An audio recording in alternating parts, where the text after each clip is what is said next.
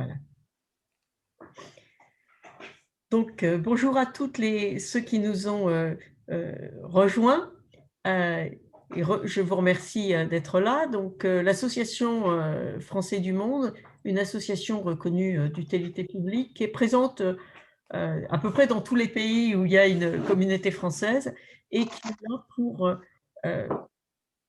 d'une part, faire le lien avec les autorités consulaires et les autorités publiques françaises pour aider les Français qui ont des questions, des difficultés, et également pour euh, participer à l'animation de la euh, communauté française. Nous organisons, lorsque c'est possible, dans les temps qui ne sont pas où tout le monde n'est pas masqué et en confinement, nous organisons une fête du 14 juillet, une galette, un Noël solidaire. Nous organisons des animations dans la communauté française à Londres, mais on essaie aussi de s'étendre évidemment en dehors de Londres. Et c'est pour ça que je remercie tous les- celles et ceux qui nous rejoignent de l'ensemble du Royaume-Uni. Français du Monde donc couvre tout euh, Royaume-Uni et les 4 nations, évidemment.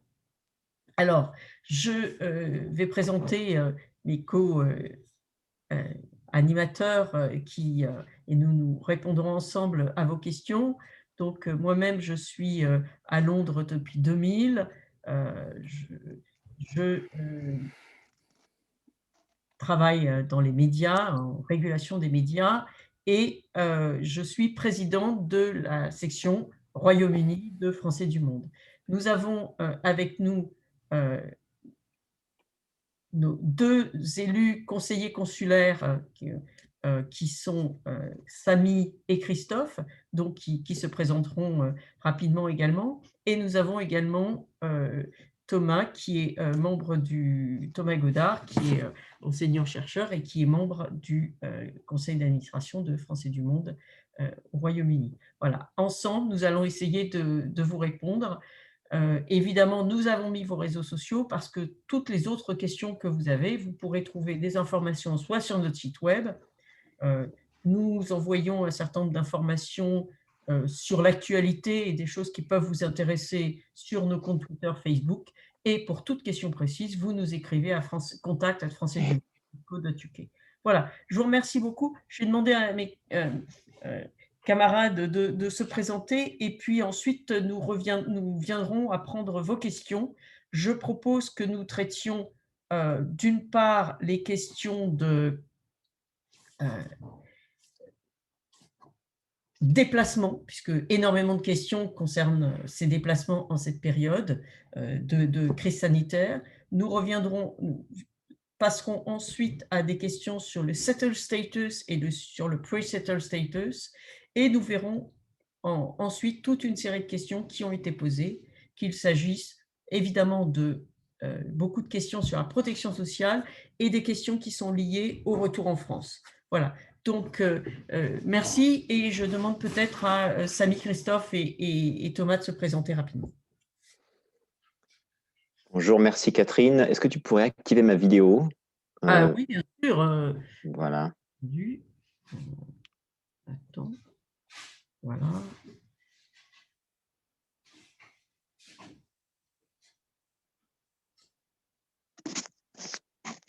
Normalement activé. De mon côté, c'est activé. D'accord. Bon, ça marche toujours pas de mon côté, c'est pas grave.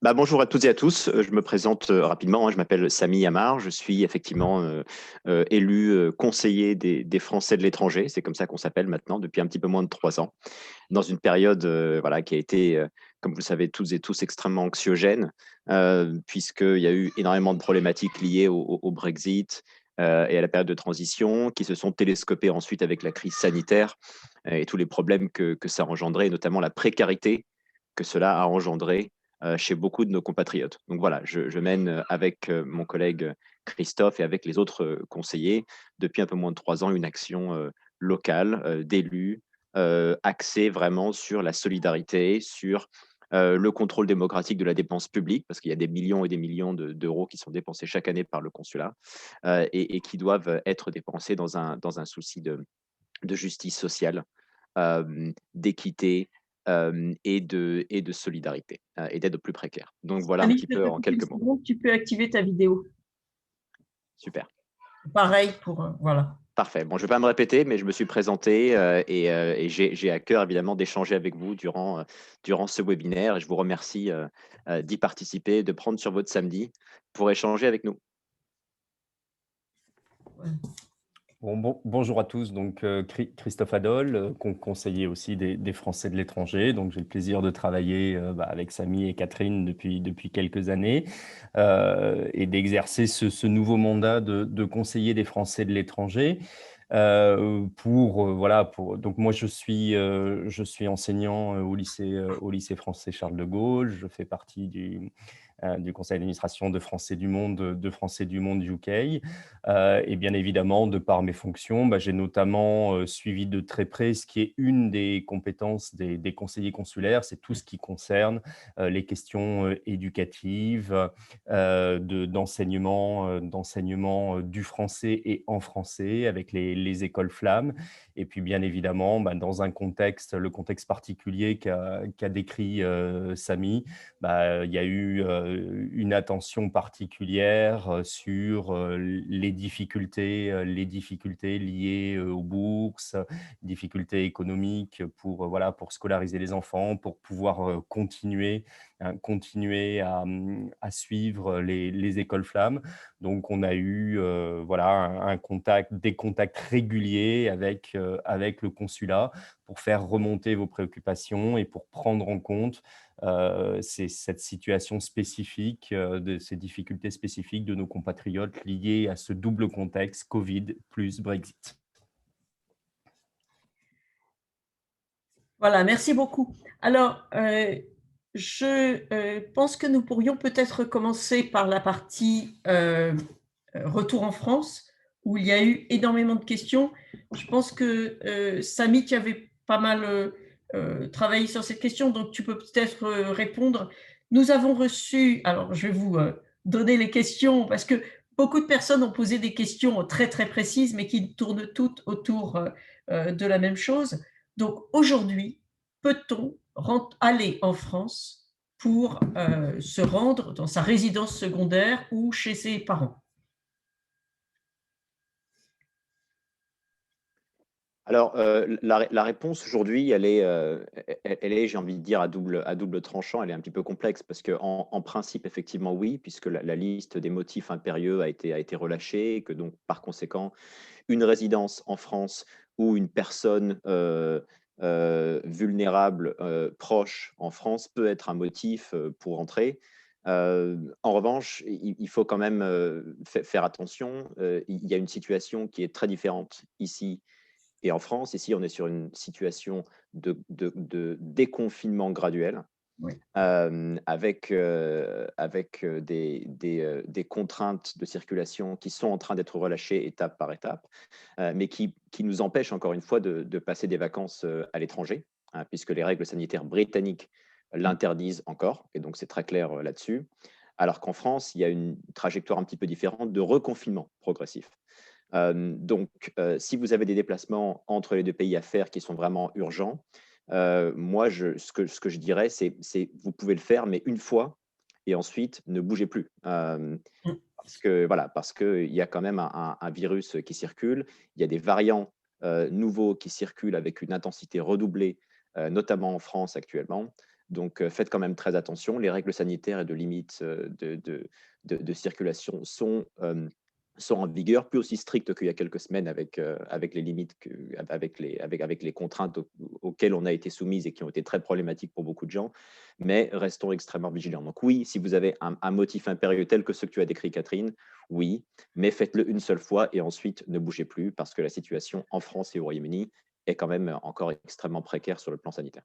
Et effectivement, et pour répondre par exemple à Sylvain de Bristol sur les pénalités, les Anglais, en fait, les Britanniques demandent que lorsque vous rentrez au Royaume-Uni, vous vous ayez fait un test en France, 72 heures avant, et pour prendre l'Eurostar ou prendre votre avion, il faut que vous ayez pré-réservé 2 tests payants en Grande-Bretagne, qui sont entre 175 et 210 livres, à jour plus 2 et jour plus 8. Il est par ailleurs question que la France passe sur la liste rouge des pays, et c'est à ça que Samy faisait référence. Si la France, les choses changent très vite, si demain la France passe sur la liste rouge des pays où il y a trop de Covid, à ce moment-là, non seulement vous aurez ces tests à faire, mais pour rentrer, vous serez obligé à votre arrivée de vous isoler dans un hôtel certifié par l'administration britannique à vos propres frais. Donc faites très très attention. Non seulement pour des raisons sanitaires, mais aussi financièrement, ça risque d'être compliqué. Voilà, donc on a essayé. Il y a d'autres questions d'Yvonne, d'Hélène qui parlent de qu'est-ce qui va se passer, ou Marie-Thérèse, qu'est-ce qui se passera en mai. On n'en sait rien, mais il est très possible que la situation ne s'améliore pas tout de suite. Et le risque aussi de ne pas pouvoir, comme tu l'as évoqué, le risque de ne pas pouvoir Oui, rentrer ensuite. Hein. tout Parce à qu'il faut fait. comprendre que la police aux frontières, d'un côté comme de l'autre, sont totalement souveraines sur qui rentre et ne rentre pas. Et si vous êtes dans l'incapacité de justifier votre déplacement, vous pourriez avoir des problèmes. Ah, absolument. Donc, limitez vraiment vos mouvements au strict minimum. Nous avons un certain nombre de personnes qui nous ont contactés, qui ont été refoulées au moment de partir du Royaume-Uni ou de rentrer. Donc, euh, les, euh, les règles s'appliquent évidemment, que vous soyez vacciné ou pas. Les règles, il n'y a pas encore aujourd'hui de passeport vaccinaire, de vaccination, passeport vaccinal. Donc oui, les règles continuent à s'appliquer. Voilà, je pense que malheureusement, on peut vous donner que les informations qui correspondent à la situation, et vraiment, soyez très très prudents. J'ai mis sur le chat le site du consulat qui est régulièrement mis à jour sur la question des déplacements, où vous trouverez toutes les informations que viennent de vous donner Samy et Catherine. Merci Christophe. Alors, deuxième grosse série de questions, ce sont des questions qui concernent le settle status et le pre-settle status. Donc, alors je vois que Latifa nous a rejoint, il y a peut-être des questions auxquelles elle peut répondre, mais Yvonne nous demande pourquoi il est si important de demander le pre-settle status et combien de temps il faut pour l'obtenir. Alors peut-être Latifa, peut-être sur ce point, ou Christophe, ou Samy. Ouais, parce que je suis pas très. Oui. Non, mais Christophe, tu commences et puis j'enchaînerai éventuellement. Oui. Vous avez de toute façon intérêt à faire le settle ou le pre-settle status. Donc pre-settle si vous avez vécu moins de 5 ans en Angleterre, et le settle si vous avez vécu plus de 5 ans en Angleterre. Vous avez jusqu'au 31 juin pour faire cette demande. Elle est extrêmement rapide. Hein, elle se fait entièrement en ligne et de façon dématérialisée. Vous n'avez pas besoin d'envoyer votre passeport. Hein, et ce sera le moyen pour vous de rester au UK à partir donc du 30 juin. Jusqu'à cette date, il ne peut pas vous être exigé par qui que ce soit. Vous n'aurez pas, à notre grand regret, mais il n'y aura pas de traces matérielles de ce settle status, hein, c'est-à-dire que ce sera juste enregistré par les autorités britanniques, mais vous ne recevrez pas une carte, un document, un justificatif.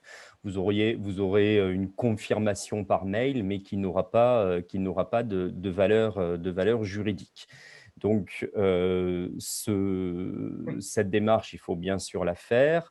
Petit détail, c'est une question qui nous a été posée aussi. Si jamais vous changez de passeport, vous pouvez désormais faire la réactualisation en ligne, puisque le settle status est associé au numéro de passeport. Donc, quand vous changez de passeport, vous pouvez désormais, c'est récent, le faire en ligne pour remettre à jour avec votre nouveau numéro de passeport que vous n'avez plus à envoyer, puisque ça a été le cas jusqu'à présent. Donc, c'est bien évidemment indispensable pour pouvoir continuer à résider en Grande-Bretagne et avec tous les droits qui y sont associés, NHS, etc. J'ai répondu tout à l'heure sur le Q&A. Je vous invite à poser les questions sur le Q&A si vous en avez. Dès lors que vous avez le settle status, vous pouvez quitter le Royaume-Uni pendant une période qui est très longue, c'est une période de 5 ans. Une personne me pose la question, est-ce que je peux aller quelques mois en France? Dès lors que vous avez le settle status, vous pouvez partir, quitter pendant 5 ans le territoire britannique sans perdre le bénéfice de votre settle status. En revanche, si vous avez le pre-settle status, là, c'est juste 6 mois. Donc, vous pouvez quitter le territoire britannique pour une période plus courte, à quelques exceptions près, études, etc. Voilà, je ne sais pas si tu veux compléter, s'il y avait des questions plus précises. Samy ? Non, c'était très complet, juste pour refaire un appel, encore une fois, à toutes celles et ceux qui n'ont pas encore fait cette demande, de bien le faire avant le 31 juin. C'est votre régularisation et la préservation de vos droits sur le Royaume-Uni qui est en jeu, donc faites-le absolument. C'est une démarche qui n'est pas nécessaire et qui n'est même pas compatible pour ceux qui ont déjà une nationalité britannique. Donc si vous êtes binationaux, que vous avez un passeport britannique, vous n'avez pas à faire de settle status et vous n'êtes même pas éligible pour le settle status. Mais si vous n'avez pas de nationalité britannique, faites-le. Si vous ne l'avez pas encore fait, c'est extrêmement important. Et donc, merci à Christophe avec les informations beaucoup plus complètes qu'il nous a fournies. Je vois qu'il y a aussi Saba sur l'appel, qui est une grande experte sur le sujet. Donc, si tu as des choses à ajouter, n'hésite pas. Oui, moi, j'ai des choses à ajouter parce que il va y avoir des changements à partir de juin. Et en fait, les changements ont déjà commencé. Il faut savoir que les employeurs vont demander qu'on partage notre settle status avec eux. Alors, j'ai des vidéos en ligne pour montrer comment on peut accéder à ça. Je suis en train d'écrire des formations sur comment accéder son settle status.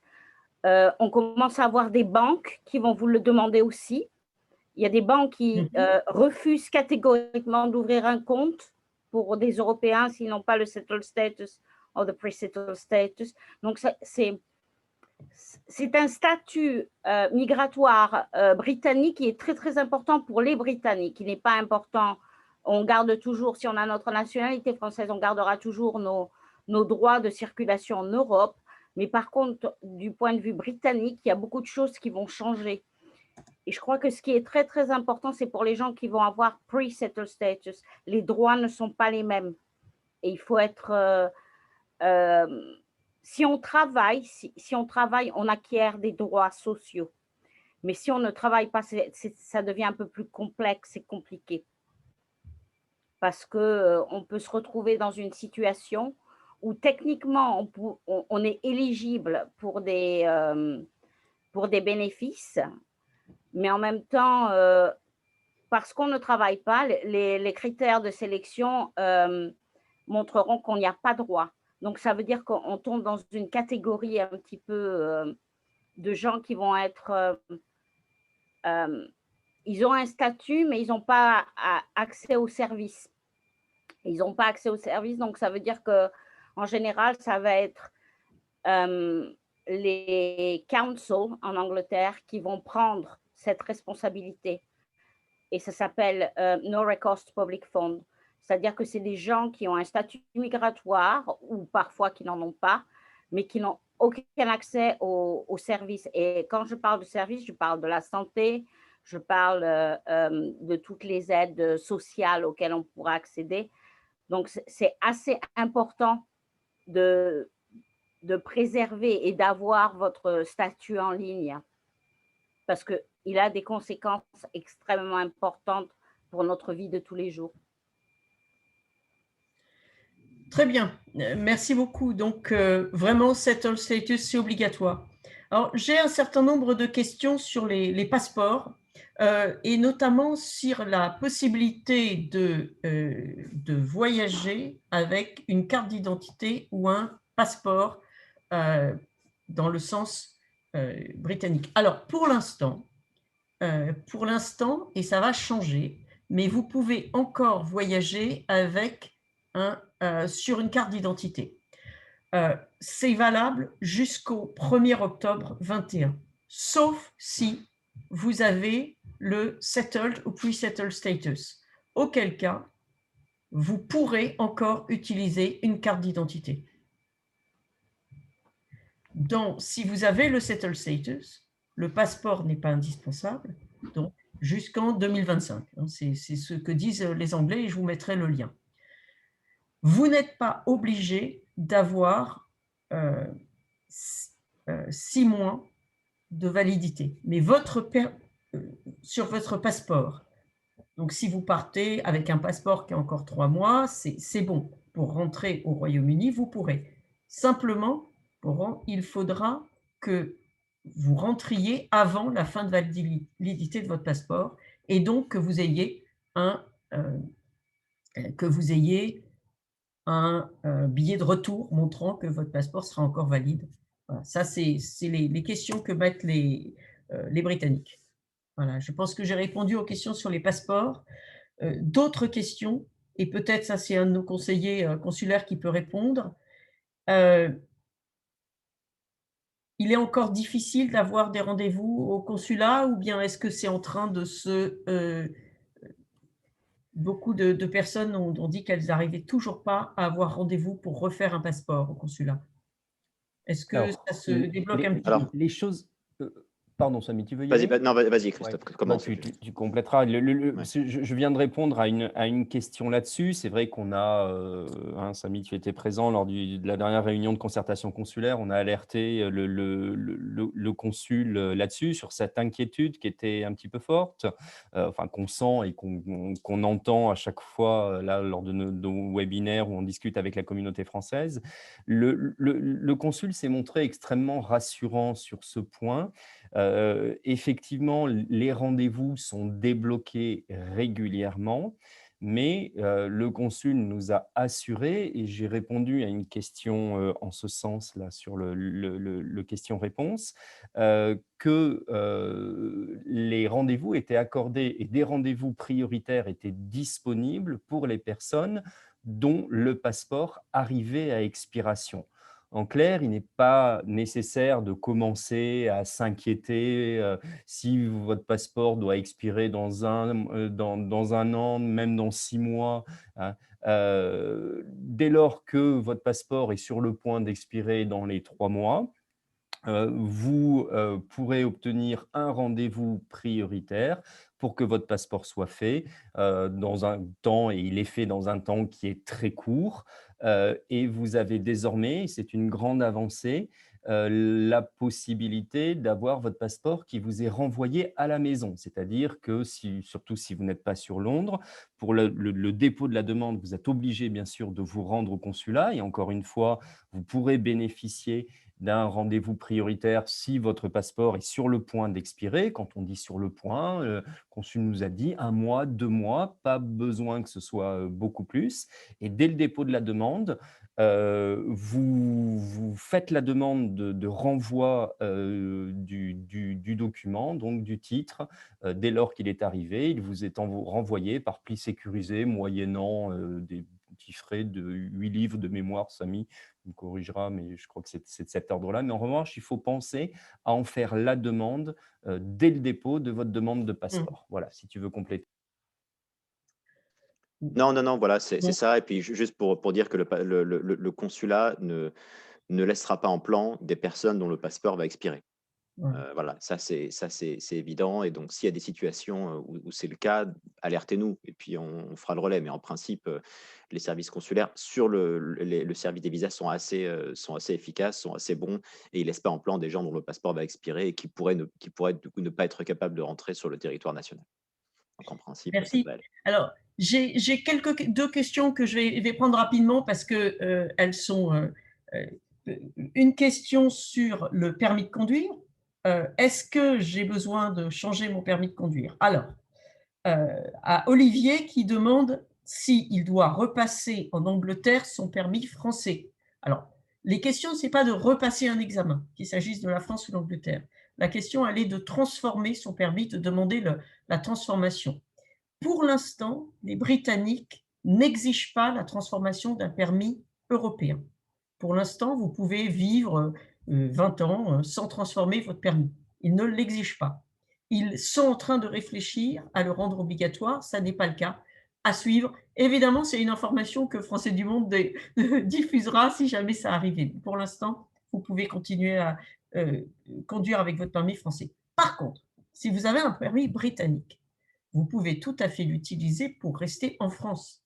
Mais vous devrez le changer si votre séjour se prolonge au-delà de 6 mois. Donc, vous demandez le changement en préfecture et c'est automatique, il n'y a pas de problème, mais il faut absolument le faire. Voilà, je pense que sur les permis, j'ai répondu. Alors, énormément de questions maintenant sur la protection sociale. Peut-être prenons d'abord les questions une question très simple qui nous est posée par plusieurs personnes et notamment par Paul sur les cotisations que vous avez, vos cotisations de retraite que vous avez sur des fonds de pension britanniques. Ces cotisations, vous ne pouvez pas les envoyer sur un PERP français avant l'âge de 55 ans. Si vous avez le droit de le faire, mais si vous le faites, vous paierez une pénalité, vous paierez des impôts britanniques qui sont de l'ordre de 45%. Donc, en gros, pour tous ceux d'entre nous qui ont des fonds de pension, si vous voulez rentrer en France, ce que conseillent les autorités britanniques, c'est de conserver l'argent sur les fonds de pension britanniques et de ne les transférer qu'au moment où vous prenez votre retraite ou à partir de 55 ans. Voilà. Alors ça, c'est une des questions sur les retraites. Sur les autres questions qui sont sur les retraites, la retraite nationale, comment comptera-t-on les années de retraite pour la durée de la retraite si j'ai travaillé à la fois au Royaume-Uni et en France? Là, la situation est un petit peu compliquée. Peut-être nous allons mettre, soit Christophe, soit Samy, peut-être vous pouvez mettre les règles. Et nous avons fait un document sur notre site spécifique, mais en gros, le principe est le suivant.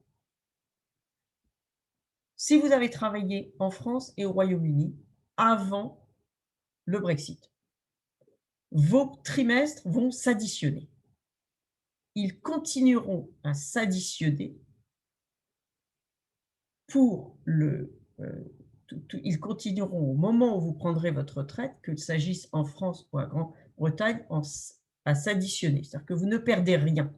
Par contre, si pour l'instant vous travaillez en France, pour l'instant vous travaillez au Royaume-Uni, tout ce que vous avez fait en France avant contrat. Par contre, si vous retournez en France, les nouveaux trimestres cotisés en France compteront bien sûr pour la France, mais ne compteront plus pour le Royaume-Uni. Ça peut changer parce qu'il y a des discussions sur un nouvel accord de retraite, mais pour l'instant, c'est cela. Donc, vous n'avez rien perdu. Tout ce que vous avez, ça va compter dans les deux pays jusqu'au Brexit. Après le Brexit, pour l'instant, ça ne compte que dans un seul pays, mais ça risque de changer dans un sens qui vous sera favorable. Voilà. Juste pour résumer, Oui, voilà, bien sûr, pour résumer, la transportabilité des droits de retraite s'est arrêtée entre la France et le Royaume-Uni, entre le Royaume-Uni et la France que vous avez cotisé ici. Ça s'est arrêté lorsque le Royaume-Uni est sorti de l'Union européenne, puisque la question des retraites n'a pas été inclue dans l'accord de sortie, tout simplement. Donc voilà, ça, il faut en être bien conscient. Maintenant, sur ce à quoi vous avez droit en termes de sécurité sociale lorsque vous rentrez en France, ça va dépendre vraiment des parcours personnels, des situations personnelles. Il y a un site dont j'ai mis le lien sur le chat, qui est le site du CLEIS, qui contient énormément d'informations justement sur les droits à la sécurité sociale en situation de mobilité internationale et lorsque vous rentrez en France après des courts ou des longs séjours à l'étranger. Donc voilà, il y aura des situations très personnelles selon que vous êtes né à l'étranger ou né en France ou que vous avez travaillé en France avant ou pas. Donc c'est très compliqué, on ne peut pas répondre à des questions extrêmement individualisées ici, mais allez sur le site du CLES et ils vous mettront en relation avec des experts qui vous expliqueront exactement ce à quoi vous avez droit.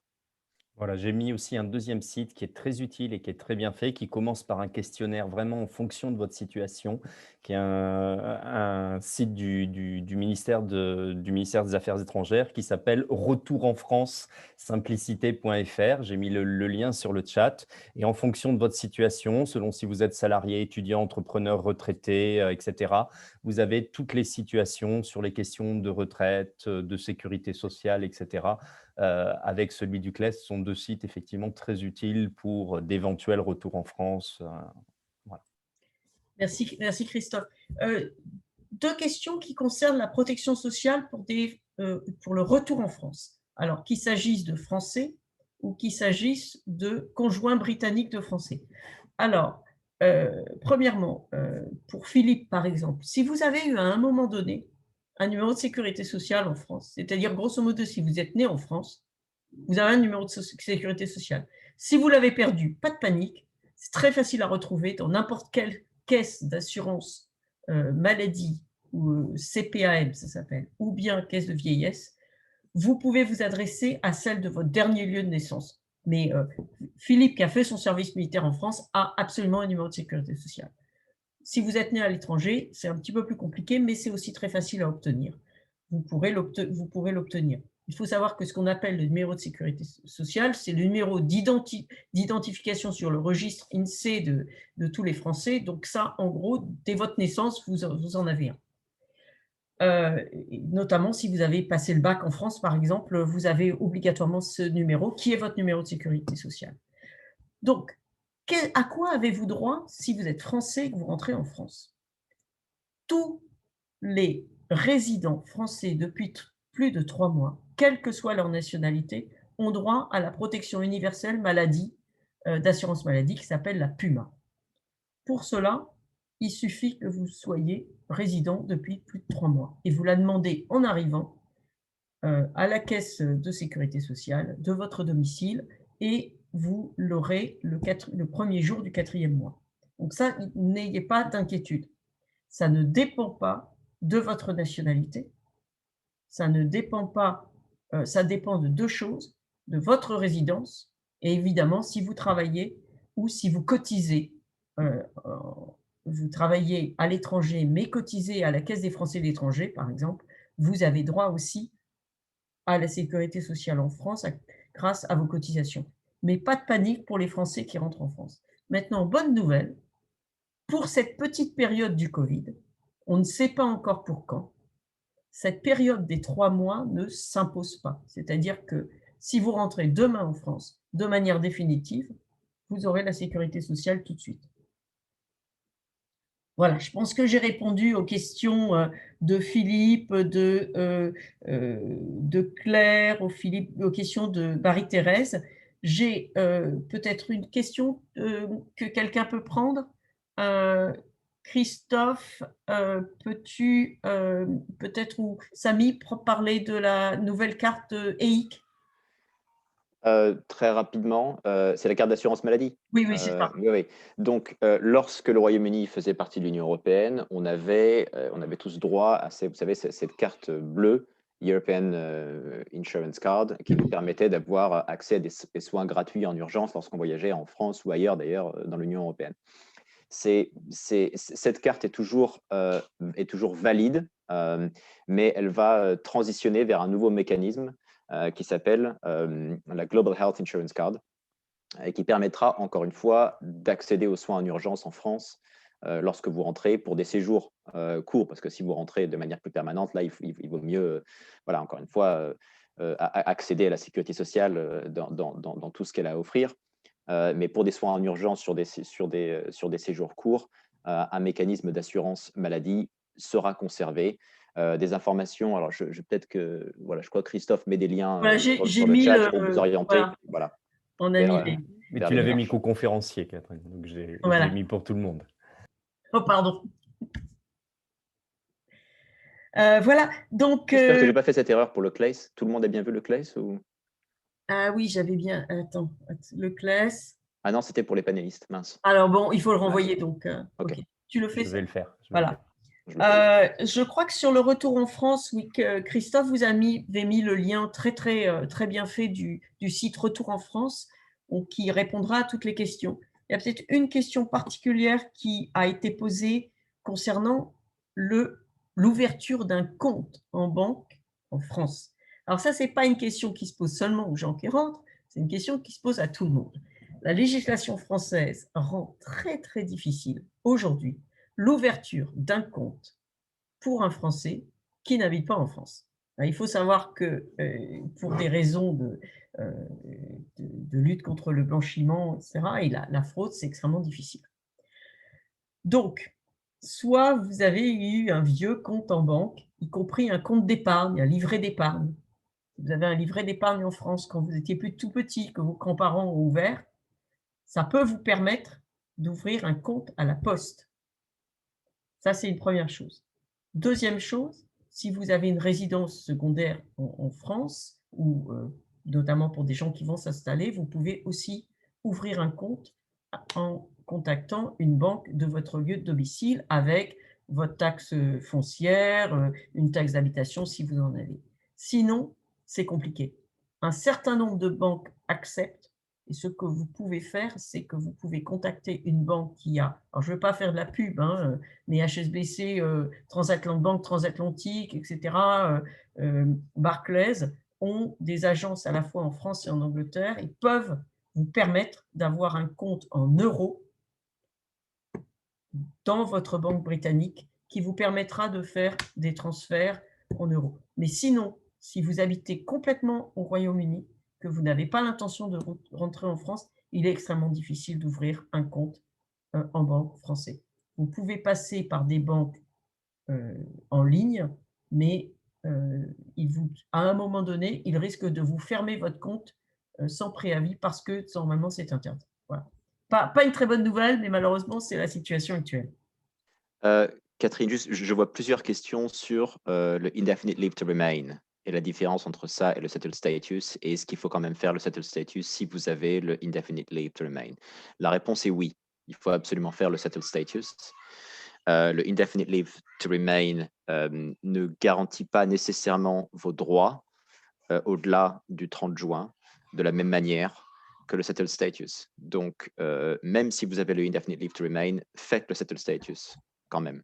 Voilà, c'est ça qui va garantir votre régularisation sur le territoire et votre accès aux droits liés à la résidence. Donc voilà, il y a encore plusieurs questions là-dessus, donc il faut être très clair. Oui. Toujours sur le retour en France, une question qui concerne le déménagement. Si vous déménagez, et parce qu'évidemment avec le Brexit maintenant vous avez des droits de douane, d'ailleurs on pourra peut-être en parler lorsque vous envoyez des colis. Par contre, dans le cas du déménagement, les douanes françaises, dans leur générosité, vous accordent une franchise. C'est-à-dire que tout ce qui est le contenu de votre maison, alors évidemment, il ne faut pas que ce soit réaliste, voilà, vous avez le droit de le ramener en franchise. Donc, je vous mets le site des douanes qui explique. Il y a quelques petites interdictions, mais c'est vraiment, vous ne pouvez pas transporter des armes, par exemple, tout ça. Mais sinon, grosso modo, ne vous inquiétez pas si vous comptez rentrer en France et déménager. Mais ça marche qu'une fois, évidemment. Voilà, avons-nous répondu? Il y a des questions liées aux animaux de compagnie, mais on n'a pas Marc. On n'a pas Marc, on a un l'appel. spécialiste. Donc ça va être compliqué d'y répondre. Moi, j'avoue que ce n'est pas un sujet que je maîtrise aussi bien que lui. Mais par contre, il y a la réponse sur notre site web. Je peux aller vous la mettre. Super. Voilà, y a-t-il d'autres questions?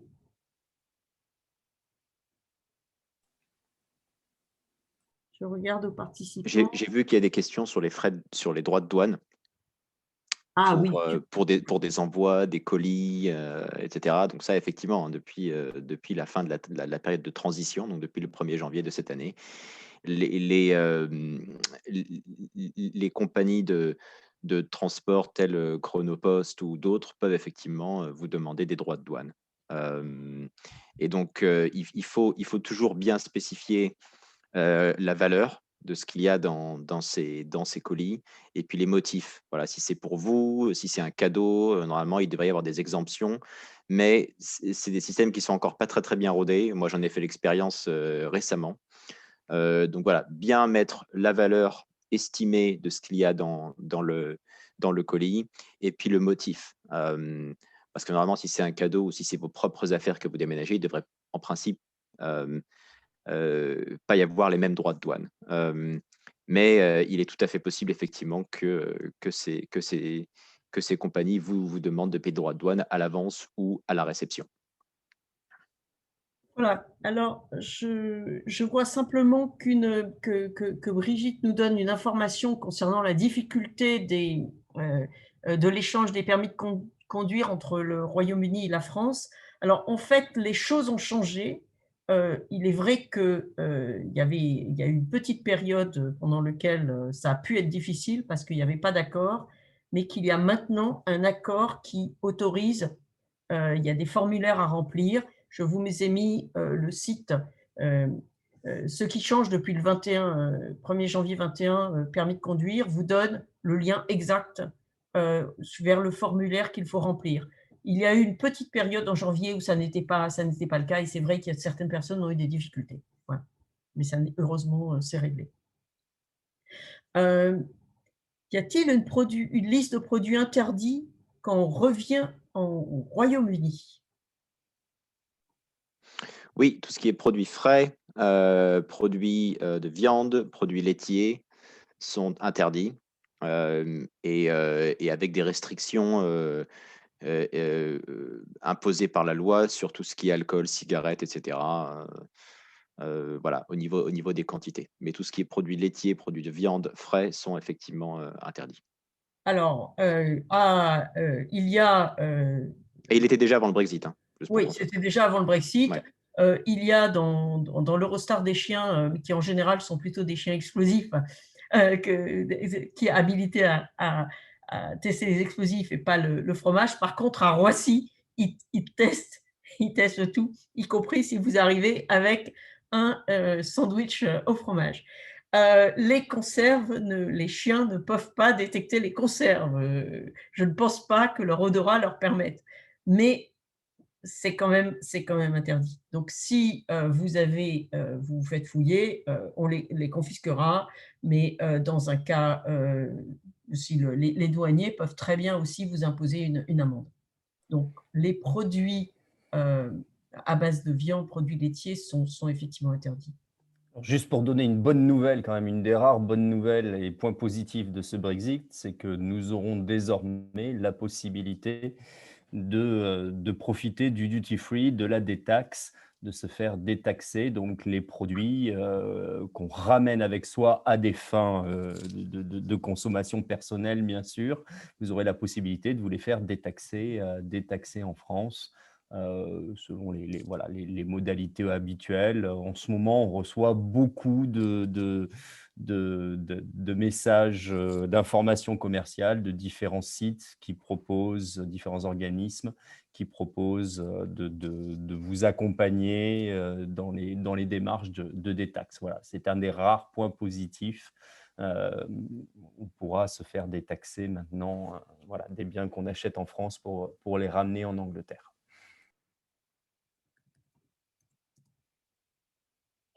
Voilà, bah, écoutez, je regarde, je pense que nous avons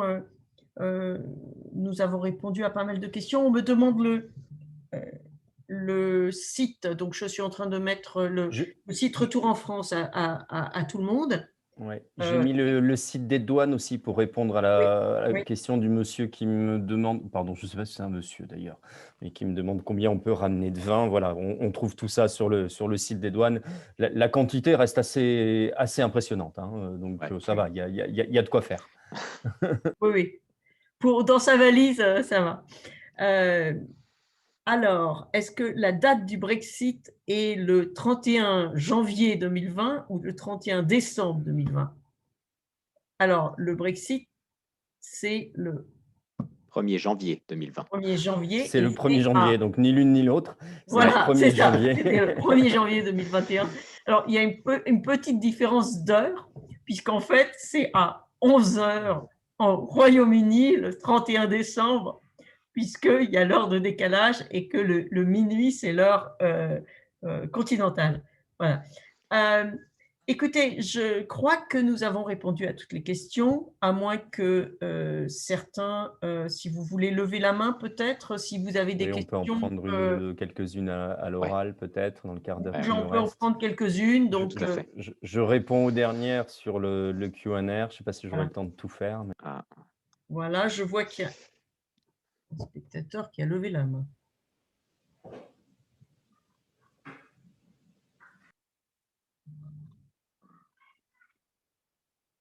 Voilà, j'essaie de retrouver. Il y a 2 personnes qui ont levé la main, j'essaie de les retrouver.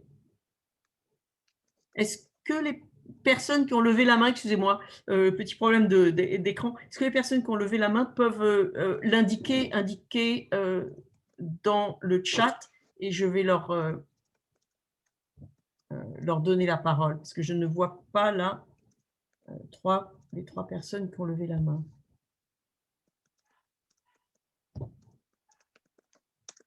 Ah, Anna, d'accord. Alors, je vais donner la parole à Anna.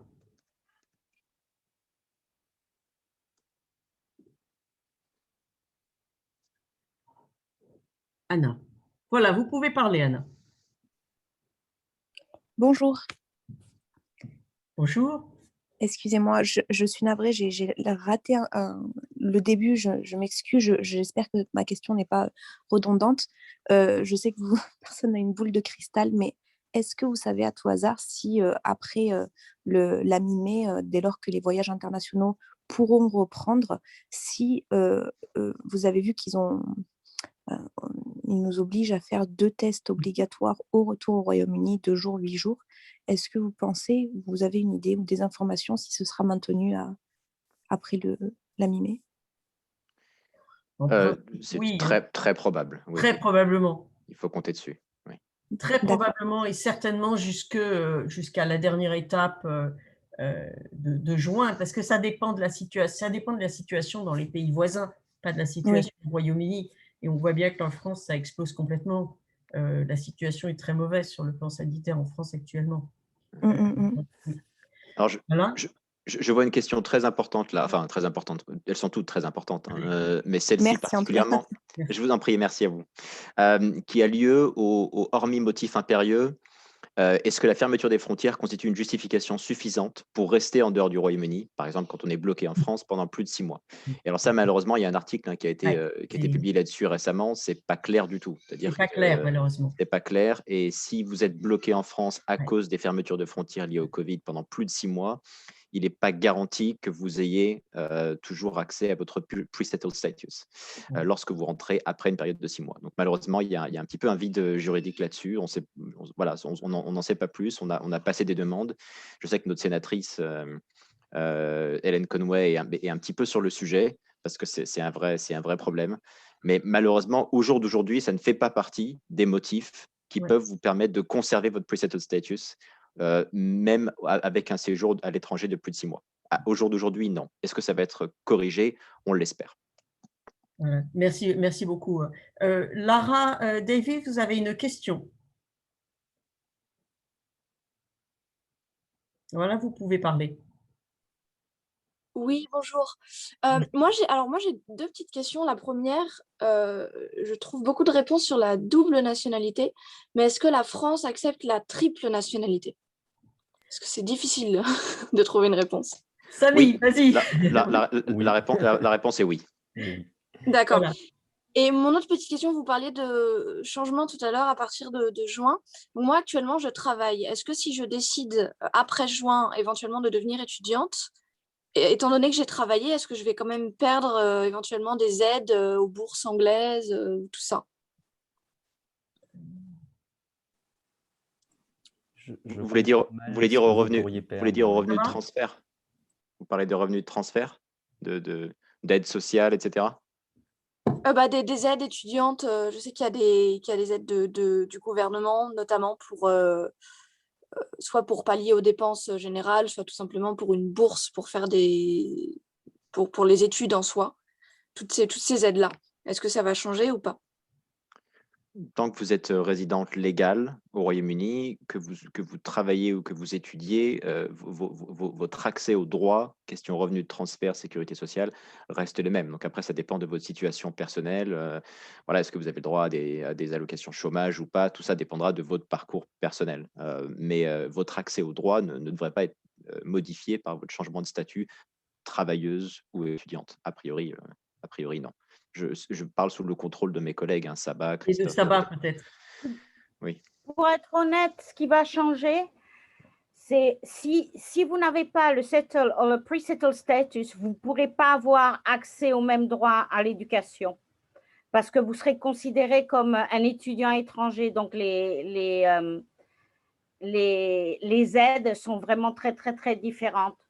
Par contre, si vous avez exercé ce qu'on appelle votre droit en Angleterre, au Royaume-Uni, et que vous avez pre-settled status, vous aurez droit à certaines aides, lesquelles je ne les garantis pas parce que je ne suis pas décalée. Par contre, si vous avez le complet settled status, vous êtes comme,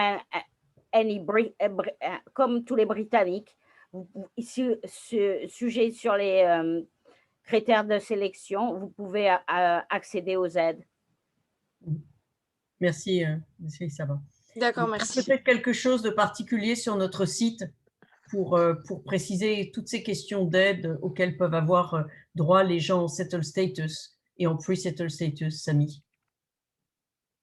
Pardon, excuse-moi, je n'ai pas écouté. Je lisais une question qu'il y avait dans le chat. Tu peux Oui, répéter, pardon. excuse-moi. Non, je disais simplement que nous mettrons sur notre site, nous allons travailler et nous mettrons en lien avec Saba, on va faire une explication sur les aides auxquelles Absolument. on a encore le droit en tant que Français, qu'on ait le pre-settled ou le settled status. Voilà, je vois que Brigitte Dano a demandé la parole.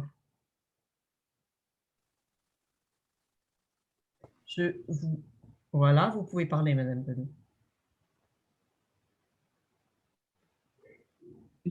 Ah, voilà. Vous m'entendez? Oui, très bien. Ah, Bonjour, madame. bonjour. Bonjour. Je reviens sur la question des permis de conduire, de l'échange des permis de conduire. Je suis française, j'ai habité en Angleterre 45 ans, marié à un Britannique qui a pris la nationalité française également. Nous venons de rentrer en France récemment, à la fin de l'année 2020, à cause du Brexit d'ailleurs. Et nous avons un énorme problème pour l'échange des permis de conduire. En fait, il n'est pas possible de le faire en ce moment à cause de problèmes sur l'ANTS, c'est-à-dire et c'est un gros problème il y a à cause du manque d'accord de réciprocité pour l'échange des permis de conduire. En fait, c'est impossible à le faire en ce moment. Nous attendons, paraît-il, qu'un accord soit fait dans les mois qui viennent, mais nous n'avons aucune idée de quand et si ça va se faire même. Alors, ça pose des problèmes à des milliers, peut-être même jusqu'à 100 000 Britanniques en plus des Françaises et des Français comme moi qui rentreront en France, mais avec un permis de conduire britannique. Alors, peut-être que vous avez des informations plus récentes, mais oui, en fait, les informations, je vous les ai mises c'est les informations du ministère de l'Intérieur qui disent que les permis, le permis britannique est reconnu pendant un délai d'1 an. Oui, jusqu'à la fin. Voilà. Et donc jusqu'à la fin de l'année, mais après janvier ça. 2022, et qu'ensuite, pour les changer, ils donnent les conditions d'échange et ils ne disent pas qu'il y a des problèmes. Donc, moi, je vous ai dit, il y a les formulaires CERFA. On peut se renseigner si vous voulez. Le CERFA, ça ne fonctionne plus. Le formulaire CERFA ne fonctionne plus. Il faut faire tout sur les menus sur le site ANTS. Oui, le CERFA ne fonctionne plus. On ne peut plus aller à la préfecture, sauf peut-être si on est français, mais ça, on a vu rien sur ce sujet-là. Donc, on est coincé. Oui, et en fait, ça conduit beaucoup de Britanniques et peut-être de Français comme moi aussi à se dire qu'il va falloir qu'il rentre en France, en Angleterre, parce que la seule solution, c'est de passer le permis en France, qui est très, très difficile et très onéreux. Écoutez, je pense que c'est une question qu'on peut prendre et qu'avec notre élue, notre sénatrice Oui, Français merci. du Monde, qui est Hélène D'accord. Conway, c'est vraiment le genre de question qu'elle peut prendre et poser une question. Si vous êtes nombreux à avoir ce problème, on va poser une question au ministère de l'Intérieur parce que ça n'est pas acceptable. Oui. Voilà. Donc, merci beaucoup en tout cas. Et Merci. on recontacte, on posera la question à notre sénatrice et elle va se demander au ministère de l'Intérieur ce qu'il en est. D'accord, merci beaucoup. J'ai vu une question, Catherine, sur les services consulaires hors de Londres. Donc, effectivement, ça c'est un souci avec lequel on est assez familier en tant qu'élu consulaire.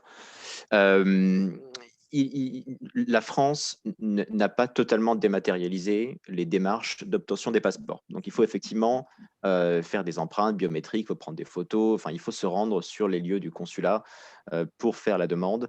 C'est le cas d'ailleurs de tous les pays européens, sauf le Royaume-Uni, hein, qui a dématérialisé cette démarche depuis un certain nombre d'années. Donc, en revanche, il y a des tournées consulaires qui sont probablement pas assez fréquentes. Et c'est quelque chose qu'on fait remonter assez souvent au consulat et qui permettent à intervalles relativement réguliers aux résidents français, que ce soit de Manchester, de Birmingham, d'Écosse, puisqu'il n'y a pas de consulat général en Écosse, etc., de pouvoir effectuer ces démarches. Donc, si vous avez une tournée consulaire dans votre région ou pas très loin de chez vous, eh bien, saisissez l'opportunité. Si ce n'est pas le cas et que vous avez besoin de faire une démarche de passeport, hélas, il vous faudra vous rendre à Londres avec tous les coûts que ça implique. Donc, c'est vraiment, on sait que c'est problématique et c'est un sujet sur lequel on travaille pour dématérialiser le maximum de choses et pour garantir l'inclusivité de l'accès aux services consulaires. Donc, c'est un vrai souci et ça sera un sujet sur lequel on va continuer à se mobiliser en tant qu'élu de gauche. Bonjour Sophie, donc merci beaucoup Samy. Je vois une question de Sophie sur les élections. Je vois que les élections ne se feront en personne qu'à Londres. Comment voter dans les régions? Alors vous pourrez heureusement voter. Malheureusement, il n'y aura que très peu de bureaux de vote ouverts. Il n'y aura que des bureaux de vote à Londres. Il y a cependant la possibilité de voter par Internet. Le vote par Internet, c'est un vote qui se fera avant le vote du 30 mai. Donc, vous pourrez voter par Internet du 21 mai au 26 mai.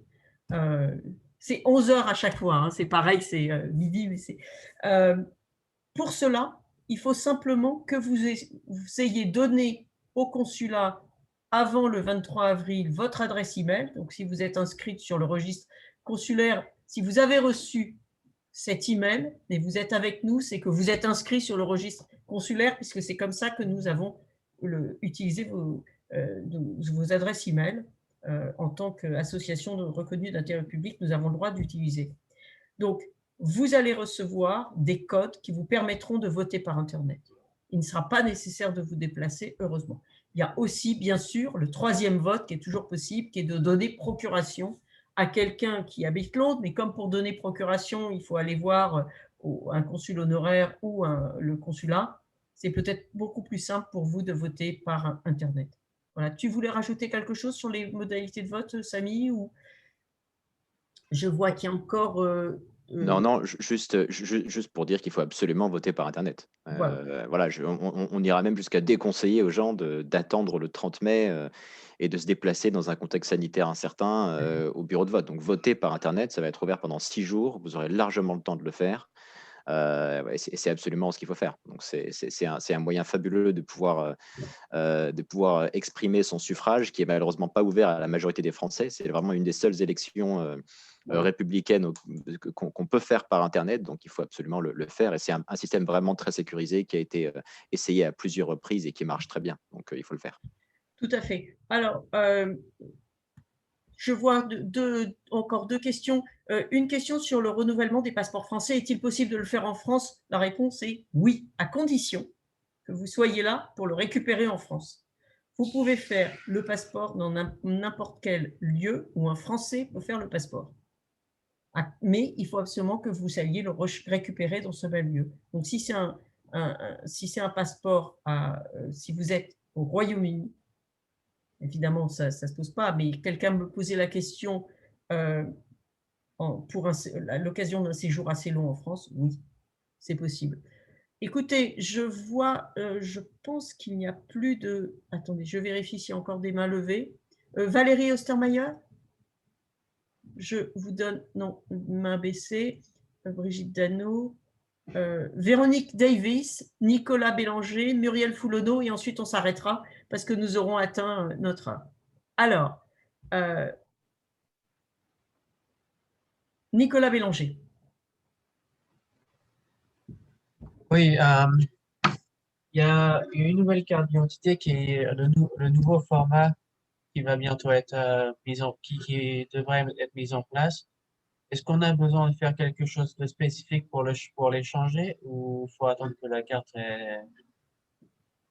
soit plus valide? Il faut attendre. Alors oui, il faut attendre, et j'ai répondu à une question, l'un d'entre vous ici. Actuellement, le consulat ne fait plus de carte d'identité. Il se concentre sur les passeports.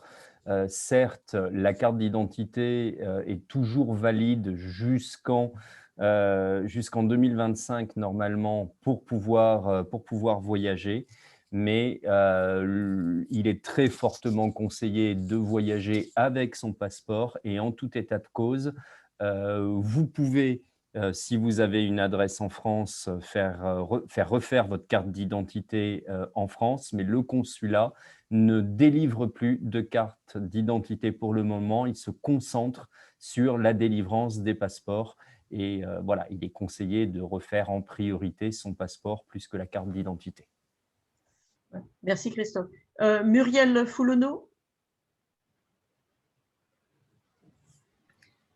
Bonjour, oui, je m'interrogeais en fait sur les systèmes scolaires parce que tout le monde n'ayant pas la chance d'habiter Londres ou un endroit où il y a une école française au Royaume-Uni, j'ai essayé de me renseigner un peu sur le système français, et il semble qu'en fonction des académies, ils n'ont pas l'air de reconnaître de la même manière les enseignants britanniques.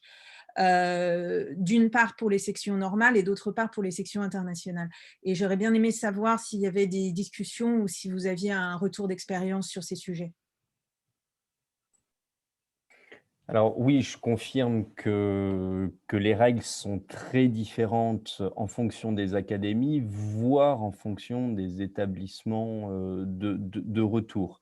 Ce que je vous invite à faire, Muriel, c'est à me contacter de façon, et j'essaierai de répondre plus précisément à votre question et de vous orienter là-dessus, hein, avec des services compétents.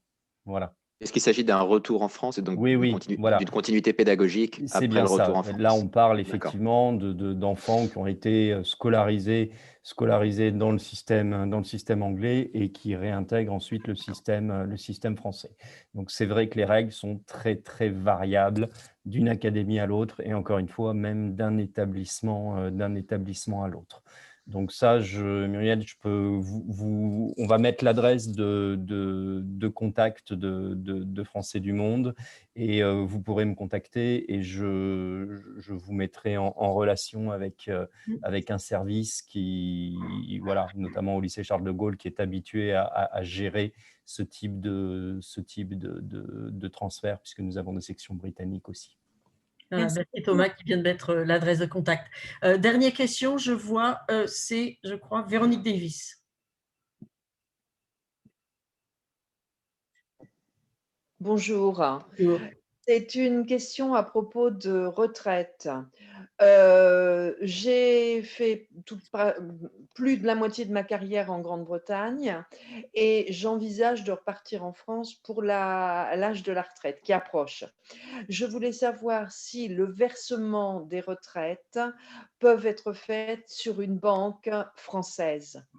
Et que j'ai déjà, et j'ai travaillé également en France. Donc, j'ai déjà une reconstitution de carrière en France qui n'est pas très grande, une très longue carrière en Grande-Bretagne. Et donc, pour mettre tout dans le même... est-ce que c'est possible de le faire avec une banque française? Oui, tout à fait. Vous pouvez tout à fait, et nous avons plusieurs cas de Français rentrés en France et qui ont eu leur retraite versée sur une banque française, il n'y a aucun problème. Les Britanniques l'acceptent tout à fait. Évidemment, la fiscalisation des impôts, vous les paierez dans le pays de résidence, mais il y a une convention fiscale franco-britannique qui fait que vous ne les paierez pas deux fois, vous ne paierez pas deux fois des impôts, il n'y a aucun problème. Une remarque quand même, en ce qui concerne la retraite National Insurance. Si elle vous est versée dans un pays étranger, les Anglais pensent, enfin c'est pas encore complètement décidé, qu'elle ne sera pas réindexée. Aujourd'hui, il n'y a pas d'inflation, c'est pas un problème, mais vous voyez ce que ça pourrait devenir si elle n'était pas indexée. Donc, c'est simplement le seul petit bémol que je mettrais à ça, mais sinon, vous n'avez aucun problème. Votre retraite sera payée là où vous vivez, et en fonction de la convention fiscale franco-britannique, sauf s'il s'agit d'une retraite de la fonction publique britannique, vous paierez les impôts dans le pays de résidence. D'accord, merci beaucoup. Voilà. Eh bien, écoutez, je pense que nous avons répondu à toutes les questions, donc, du mieux que nous pouvions. Donc, merci beaucoup. Peut-être des petits, peut-être 3 messages pour conclure. Le premier message, c'est settle status, pre-settle, surtout, n'échappez pas, ne le faites pas, il n'y a pas d'autre solution. Sinon, vous serez en situation irrégulière ou difficile au Royaume-Uni. Deuxième message, votez. Il y a des élections consulaires.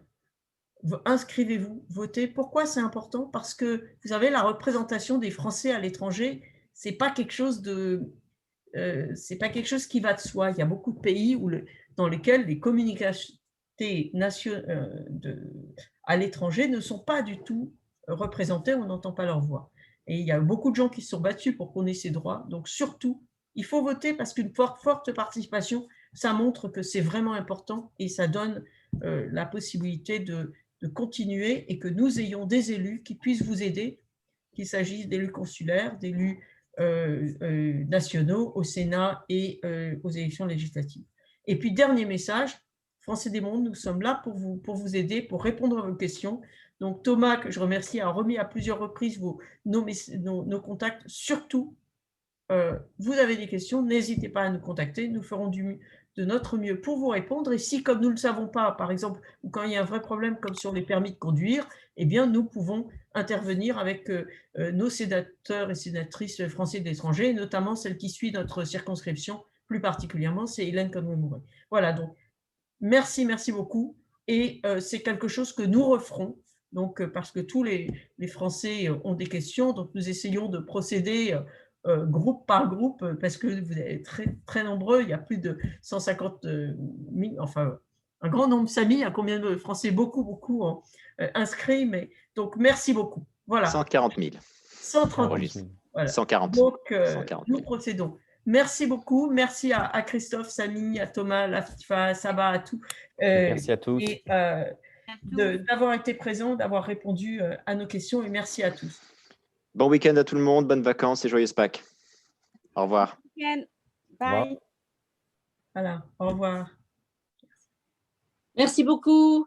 Merci. Au revoir. Au revoir. C'est super, vraiment très intéressant. Merci. Merci. Were you unmuted all that time?